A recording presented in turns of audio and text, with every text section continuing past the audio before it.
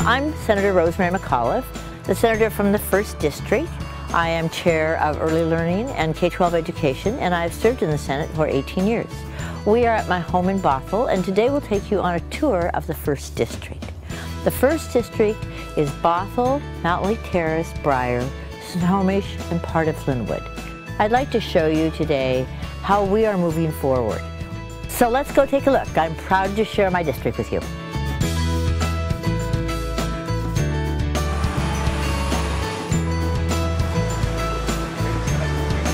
This is Mayor Mark Lamb, and he's the mayor of Bothell, and it is moving and growing forward all the time with many developments. Do you want to speak about just a few of the real exciting ones that are here? Absolutely. We have some, the great Crossroads project down, the realignment of 522 and 527. We have the new tenant of McMenamins coming into the Anderson building.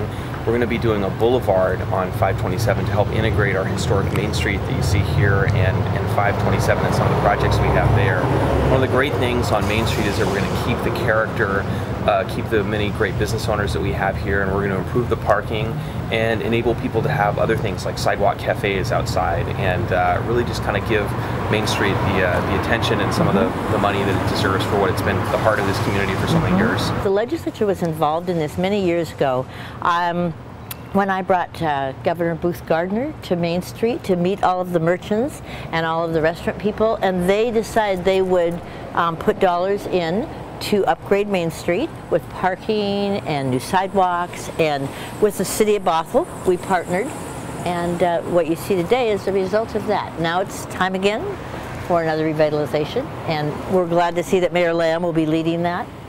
Well, we're really excited. That's one thing that Senator McAuliffe has always done, is whether it be University of Washington Bothell or Cascadia Community College or Main Street or the projects we've had here. Senator McAuliffe is a business owner here on Main Street, and she's somebody who understands our community and has always done everything she can to work for that. And we're just excited to be able to partner in a new project with you again. Thank you very much. You did a great job. Bothell is a great community, and everybody does know everybody, and everybody you know, supports the community, and we just really appreciate it. It's a place to meet friends, shop, and dine. Be your destination. Yeah. Okay, so we have lots of lovely restaurants around here. Steve's Cafe. Where else? Alexis across the street. Main Street's the place to come. Thank you, Hobin.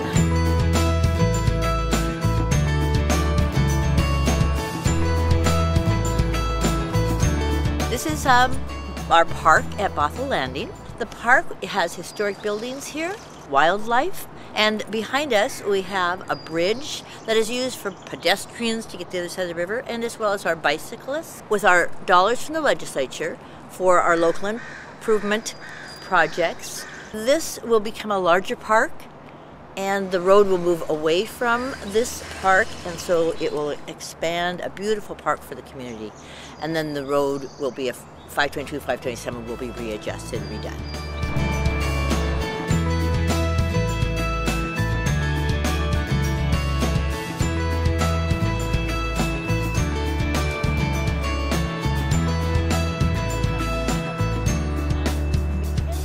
Brittany is from the Chamber of Commerce, the Greater Bothell Chamber of Commerce. Yeah. And we're in front of the W.A. Anderson building, which housed our Students for Success SAS program, an alternative school for high school students and junior high students.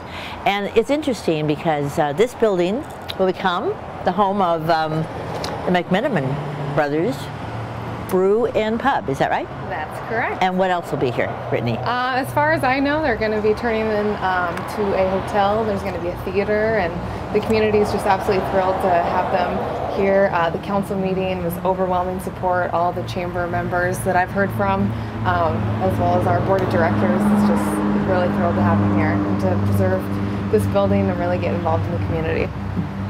We're very excited as well, and so we think by 2011 the pool over here will reopen, and the community will be able to use it for 15 years for free. And also this building will be a 70-room hotel. Yep. That's what I heard. By 2013. Pretty exciting. Yes, very exciting.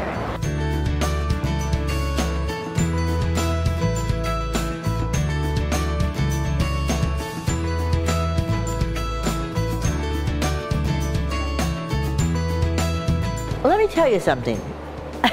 The reason that I have helped grow STEM is not because it's my idea. It was your idea. Oh yes. Still too kind. So James Sullivan is the teacher for the STEM program, Science, Technology, Engineering, and Math at Briar Terrace Middle School. And because of our working together and our partnership with the American Electronics Association and the Office of Superintendent of Public Instruction, the career and technical people, we have now grown from 5 teachers to over 300 certified teachers in career and tech education that can do STEM programs. Pretty exciting. It's very exciting. Yeah. And the kids are excited. We're going to a much higher level with the funding that we have now. And students are able to design things and then go one step further and actually have them manufactured. Like with this laser, students in my engineering class, each one took a part and reverse engineered it. They took a bot part and then they measured it down to 5/1000 of an inch and recreated it on the computer. And then we were able to hit a button and the laser actually creates the part. It's fascinating stuff. Talk about buy-in. Next year, my hope is to have a trade show at the end of the year. Give all of the people play money when they come in. They can purchase products from the students that they manufacture. This program is very much seen as a place where students can take the math that they learn and the science that they learn and the technical writing that they learn and come down here and apply it. And meet the standards. Exactly. In reading, writing, and science. Everything is aligned with the standards here, just as it is in their classrooms. But they go back to their classrooms knowing what and why they need this information. Right. So it makes my job pretty exciting. Well, you should see his kids when they, how excited they are when they're learning, and they can explain everything to you, and what they're doing, and why it's important, and how it's relevant to them. The level of buy-in is very, very high when you get to apply what you learn. Yeah. So if we can continue that. I have a lot of students that decided to change their educational direction and go to Mount Lake Terrace High School just for their Project Lead the Way program, so they can continue their learning in engineering. You make them love science at a very early age. They're really excited about it. It's a great place to be. Yeah.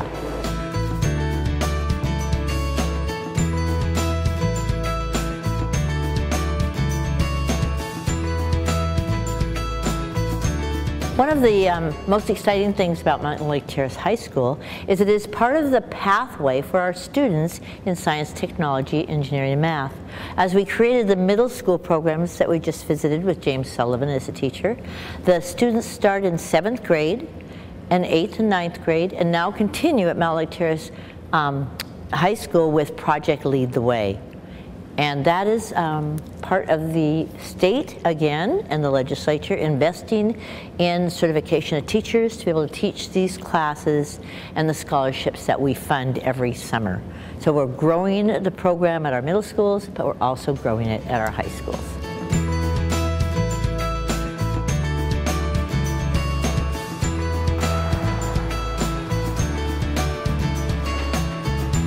On our tour, we have stopped at Mount Lake Terrace Civic Center. We have the Mount Lake Terrace Library and their beautiful sculpture in front that shows a child and wildlife. And we also have their City Hall and Police Department.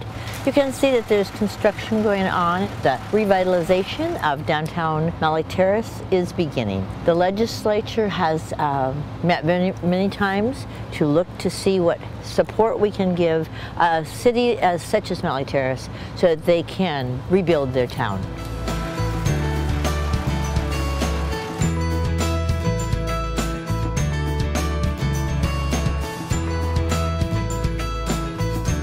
So on our tour, we have stopped at Lynwood High School, which opened a couple years ago. It is right off North Road in Bothell. This is a state-of-the-art facility, and it houses somewhere between 2,000 and 3,000 students. And it's a school that we should all feel very proud of.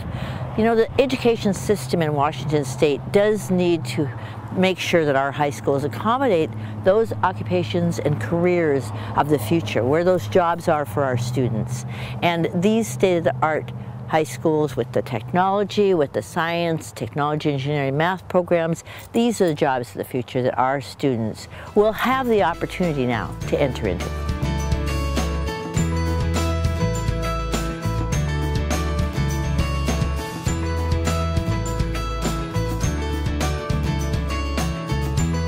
Our tour has now taken us to the University of Washington, Bothell and Cascadia Community College. We will then visit the new building on this campus, which is Mobius Hall, the Global Learning and Arts building that just opened this year. It is a state-of-the-art building with LEED certification in platinum. So it's a model that we can show people across the nation how being environmentally friendly and energy conservation can help us all to save on our energy and save our environment. I'm Dee Sliney. I'm a lead AP, accredited professional, and worked on this building for a little over 8 years to make sure that we had the best possible green building that we could have. So all of the greenery we see out here is natural, is that right? It is, and so one of the things that we did, I didn't like the idea of digging up trees and just getting rid of them. So what we did is we turned them into benches. Right. These are from the Douglas firs. On every floor we have 2 or 3 benches. They're gorgeous. People really love them, and we didn't have to get rid of trees. And also on your steps going up, isn't that correct? Yeah. Those are also from the trees on the property. And all of the chips, the tree trunks were ground into chips, and we use that throughout the campus as well, not just right here, but here. Now tell us about the water system here. That's Okay. something that's pretty interesting. There is a Siemens rainwater recycling system installed, so that if you go to the restroom, all of the flushing mechanism is from rainwater. We have not had to use the city water at all. It is 100% use of non-potable water is from the rain. So the rainwater is collected. It's collected, and then it goes down to spouts. There's an underground storage tank outside that holds 10,000 gallons of water. And then it goes up through a cleaning system. It goes up through 2 filters, and if you want to see that, I'll be happy to show it to you. But it goes through a filter system, and then into a tank where the flushing mechanism pulls the water from.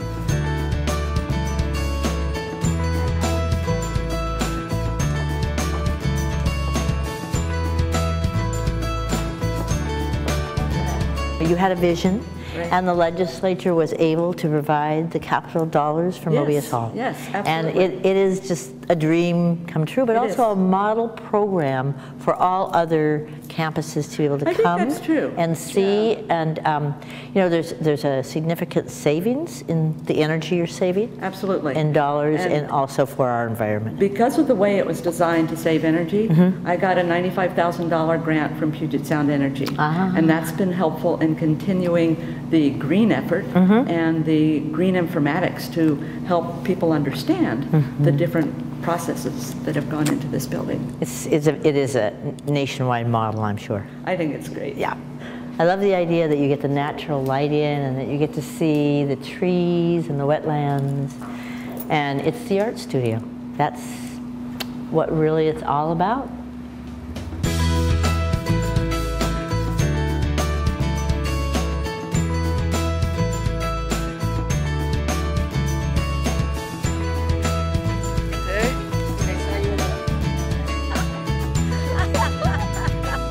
It's been my privilege to tour you through the First District today.